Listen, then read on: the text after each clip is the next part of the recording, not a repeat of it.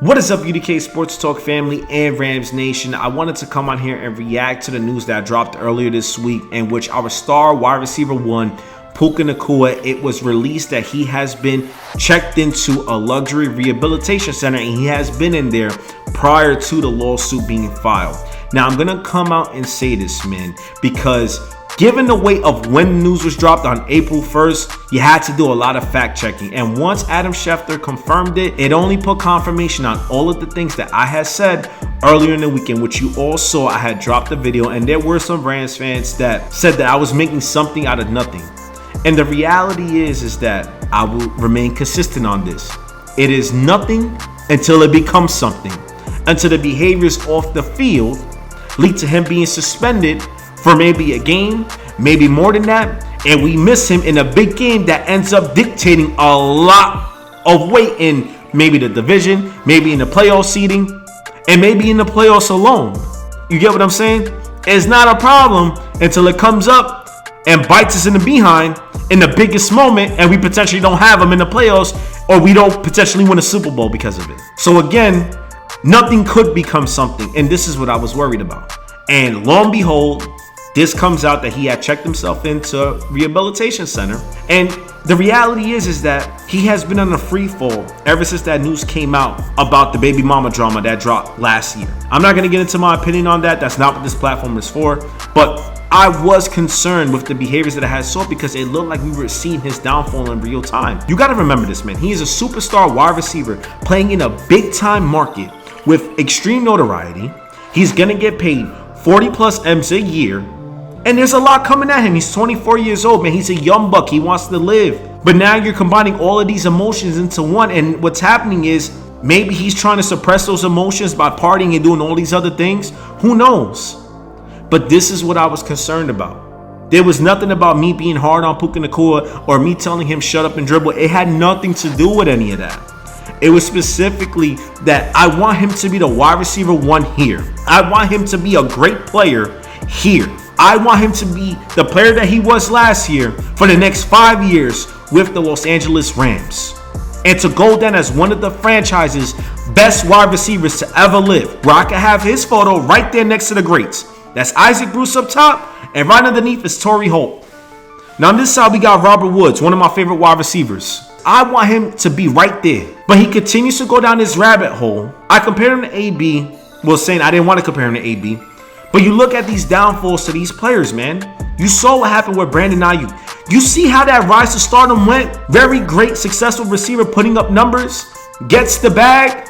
Now all of a sudden the guy potentially may not be able to get another job in the NFL within the span of a year after an injury. That's how quick it happens. And I really don't want that for Puka Nacua, man. He's too good of a person, too good of a player for him to go down this rabbit hole. TJ Hushmanzada said this. I forget the name of the podcast. I believe it's Speak Easy with Emmanuel Acho. And he said it best, man. Puka Nacua is a great human being. He's not a good human being. He's a great human being. He has a great heart. Going back to what I said in that previous video, he is an emotional guy. But now he is in this spot in his career with the people he surrounds himself around are going to be key and integral to his development and being a mature player, a person who is responsible, a person who upholds the standard on and off the field. People seem to forget this, man. It's not about doing whatever you want, being a Dennis Rodman and being able to perform. We are no longer living in those days in which you can operate like you're in the 90s and get away with it. Everybody has a phone that records now. Everybody has cameras all over the streets. You can get camera footage of anything. And you know, with popular players, with these people that are money hungry, that will have no issue selling these tapes to people for money, you gotta hold yourself to a higher standard. Is that unfair? Absolutely. But it's the truth. Puka Nacua can't be out here acting like Dennis Rodman. You're putting 40 plus mil into him, and you're asking him to be the guy on and off the franchise. You are a face of the franchise, meaning that you need to operate that way. I was not being hard on him. That's the reality. You want to live and play and be successful, but you have to operate the way the franchise wants you to when they put 40 plus million into your pocket annually. That's the truth. That's in any field of work. In my current job, if I did something ridiculously outrageous outside I'm potentially seeing time off or I'm potentially getting fired. A lot of people know that, depending on the significance of what happens. How is Puka Nacua any different? Remember this, no one is above the standard. No one is above the team. So when I said that my message to Puka Nacua was to lock it in, I was not BSing, man. He needs to slow it down. Choose the people around him very cautiously, man. Because you're a product of who you hang out around. If you're hanging out with people that like to party, have a good time, guess what you're gonna do? The same exact things.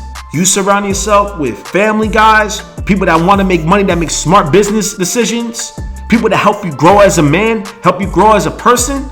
Guess what ends up happening? You become a better person. You become a better family man, better father, better businessman. All because of the company you choose to keep around you, man. I'm not saying he doesn't have a right to live, bro. Live your life. But understand, when you are getting paid 40 plus mils, with great power comes great responsibility. You have to uphold the Rams standard. Imagine this. You got Puka Nacua doing all of these things outside of the field, right? Having fun doing all of these things, not fully locking in.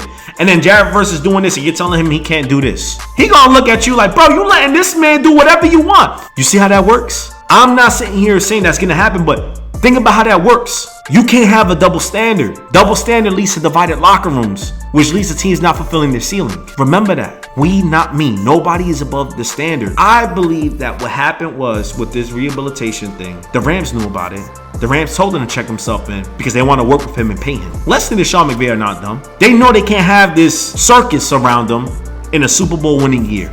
They need him to lock it in. I know TJ Houshmandzadeh said that he personally went. I believe the Rams did their due diligence and advised him that it might be beneficial for him to do it in order for them to work together to get to where they're trying to get to. That's what I think about the recent report that came out. Am I happy for Puka Nacua? Absolutely, because he made the decision, and it's hard for a lot of people because a lot of people don't see when potentially something's going wrong. He made the decision to say, you know what, I'm gonna make myself better. And for the leader that we need on and off the locker room, for the player he is, for the man that he is, we need him if we wanna be Super Bowl champions next year. I believe this is extremely beneficial for him. I believe he's gonna reap the benefits of this, and I'm super happy that this news had came out because it shows that he is trending in the right direction. I'm not sitting here saying that I was being hard on him for no reason. I wasn't basically telling him to shut up and dribble and do this for no reason, man. I want this man to be the best wide receiver he can be for this Los Angeles Rams franchise. And you can only do that when you are great on the field and you are great off the field. And obviously there was a learning curve, but I'm very hopeful that he's going to string it together because you see what TJ Houshmandzadeh said. You see what Davante Adams said about him. It seems like everybody who talks about Puka Nacua, they all talk about how loving a heart he has. And man, for him to acknowledge this, for self-growth, it takes a lot for somebody to admit they have a problem. And for him to do that, I give him a ton of respect.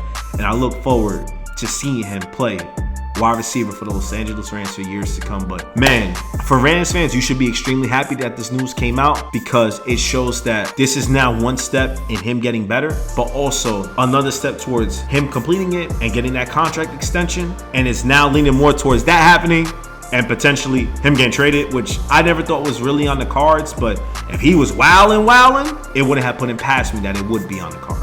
But with that being said, I will double down on this. Even though that news came out, I still believe that they're going to go wide receiver with that 13th pick. But you let me know in the comments what you think. But that's all I got for you. Don't forget to like, comment, and sub to the channel. Check off the bell notification icon to become part of the family. And I'll catch you guys on the next one. Let's go Rams.